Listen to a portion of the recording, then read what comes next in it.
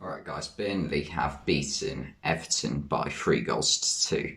And I mean, this is a massive result in the Premier League because before tonight, Burnley were 4 points behind Everton with the same games played and went into the final weeks of the season knowing that they had the slightly favourable, okay, slightly is definitely the operative word there, the definitely favourable fixtures in the run into the end of the season compared to Everton.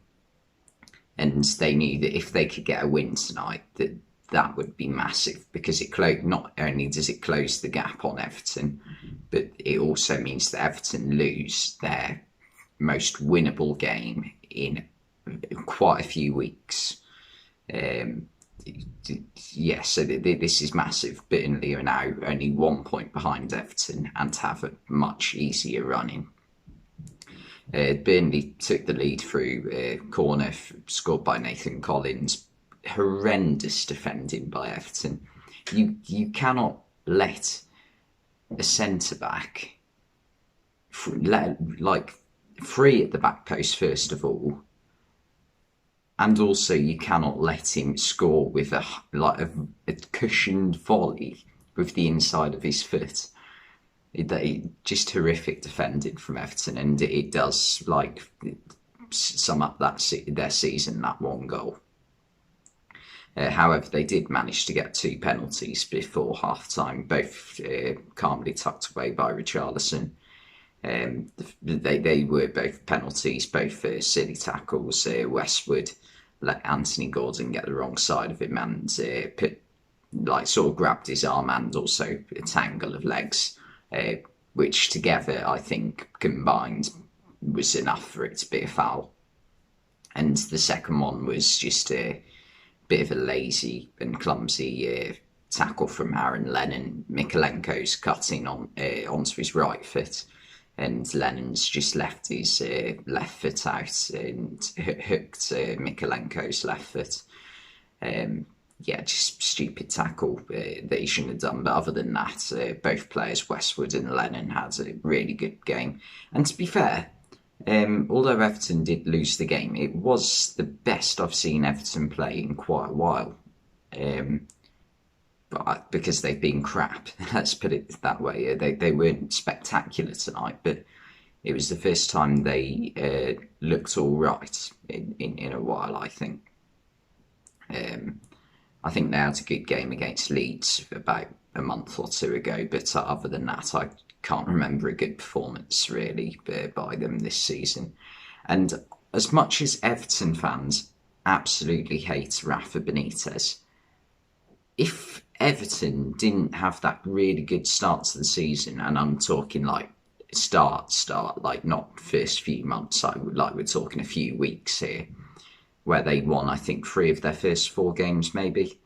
If they hadn't have done that, they would be, probably down and out right now. But then again, Rafa Benitez probably wouldn't have lasted as long as he did if he didn't have that first month. So, it goes both ways, doesn't it? But in the second half, Burnley, they just didn't let their heads drop. They kept going and managed to get an equaliser. It was a really well worked goal. I think it was Charlie Taylor who went down the left hand side and put it across for Jay Rodriguez to have a tap in. You could argue it was slightly too easy for Taylor to get past John Joe Kenny, and also the 2 defenders sort of gave Rodriguez a lot of space. But then again, you look at the 2 centre backs, Jared Branthwaite, who I've seen very little of, but I don't think he's a bad defender. But again, he's not the player you want starting when you're fighting to stay in the division. And also Ben Godfrey, who I have actually seen loads of because I've seen him play loads for Shrewsbury, and I think he's a good player. But he's still very, very young, and he could do with like a natural leader alongside him.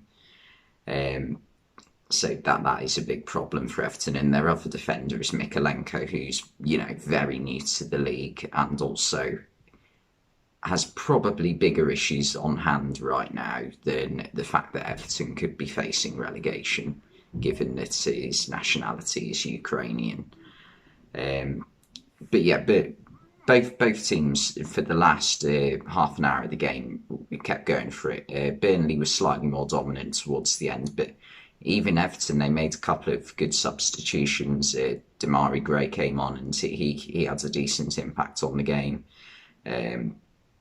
And nearly scored on one occasion, I think. And also John Joe Kenny almost scored a freak goal where he whipped it in and somehow hit the frame of the goal. Richarlison came close on one occasion in the second half as well, nearly got his hat-trick.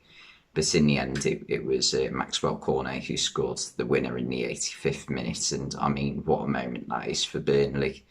Because, you know, this game could be, you know, the saviour to their season. Like, it feels like every year Burnley have one game which they look back on and you think, that was a massive game for them. I think last season there was a game at Molineux where Chris Wood, I think he scored a hat-trick in the first half, and that was obviously big for them in terms of staying up.